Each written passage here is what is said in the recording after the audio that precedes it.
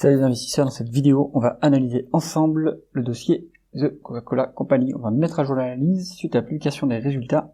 Avant de commencer, je vous rappelle de vous abonner à la chaîne si ce n'est pas déjà fait. On regarde tout de suite le cours de l'action. On voit qu'on a ouvert en gap après la publication des résultats. Donc visiblement, cette publication a été appréciée par le marché. On regarde l'évolution du chiffre d'affaires.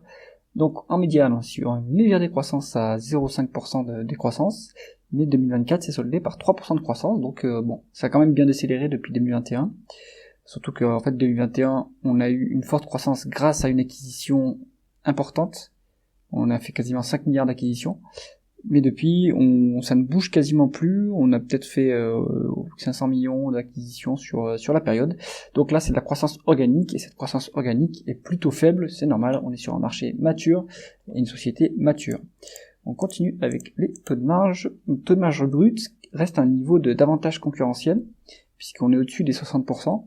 On a réussi à bien rebondir depuis le point bas de 2023, donc on a toujours une capacité à monter les prix, ça c'est excellent.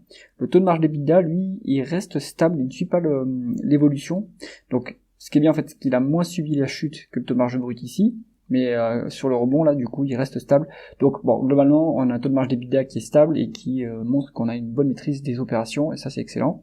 Le taux de marge net, c'est à peu près le même topo. Le taux de marge net est stable. Depuis 2019, on est bien au-dessus de la médiane, donc ça, c'est plutôt bien. Donc, là, on voit qu'on est sur un business de qualité. On continue avec la conversion des bénéfices nets en free cash flow. On est à peu près équivalent, on a 9 milliards de free cash flow supplémentaires par rapport aux bénéfices nets. Ça fait 3%, on va dire, des bénéfices nets en plus, en free cash flow. Est-ce que c'est le BFR qui aide? Oui, il y a une variation du BFR qui est favorable au groupe. Est-ce qu'on a aussi des dépenses en capital qui sont moins importantes? Non, on continue à faire des dépenses en capital, donc on continue à développer l'outil industriel. Est-ce qu'on a des other non-cash items? Oui, on a 31 milliards de other non-cash items. Donc, bon, vous avez une partie d'explication sur cette différence. Donc là, c'est positif quand c'est dans ce sens-là.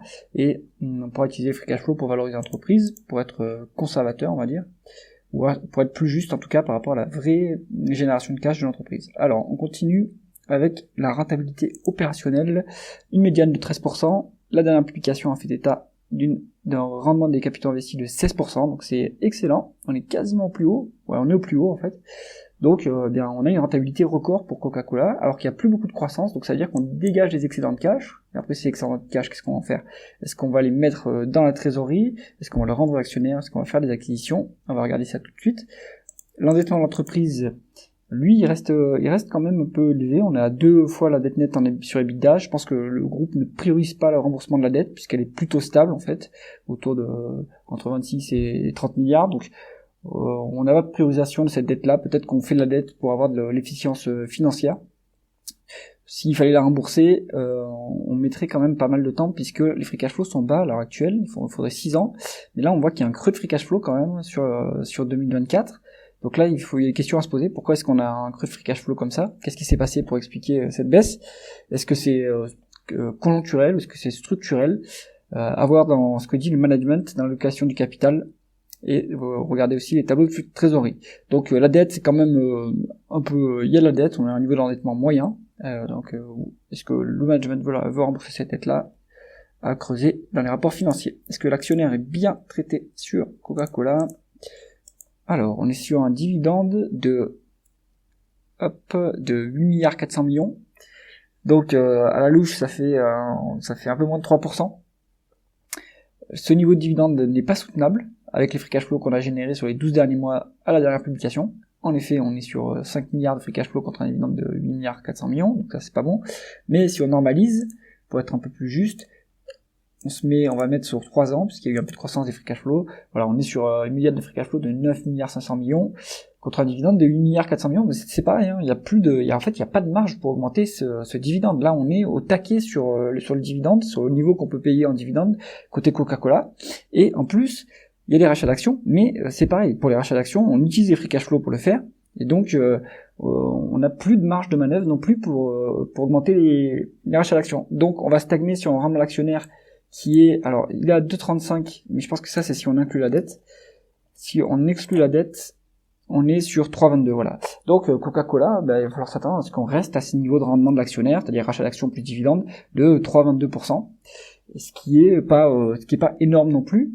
Donc peut-être qu'il faudrait être plus patient sur cette entreprise si on est intéressé pour l'attraper à un niveau de valorisation plus bas, ce qui améliorerait le rendement du dividende. Donc si on regarde en valeur d'entreprise sur EBITDA, puisqu'il y a de la dette, on va se mettre sur 10 ans. La médiane est à 18,3, à l'heure actuelle on est sur du 19, donc on a une légère surcote. En price to free cash flow c'est pareil, on pète la médiane parce que là on n'a pas de free cash flow et on a vu qu'ils étaient bas. Est-ce qu'en price earning c'est à peu près équivalent? Est-ce qu'on est mieux en price earning? On a en médiane, il faut mettre la médiane, si on la met, on est sur 27,5, on est pile sur la médiane de price earning. Bon, la valorisation n'est pas forcément hyper attractive non plus.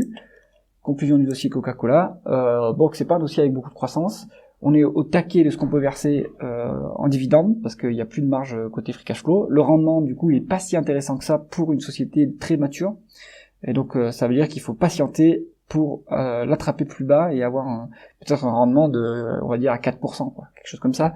Et là ça serait plus intéressant, mais à l'heure actuelle je trouve que le dossier est un peu surévalué pour la qualité que c'est.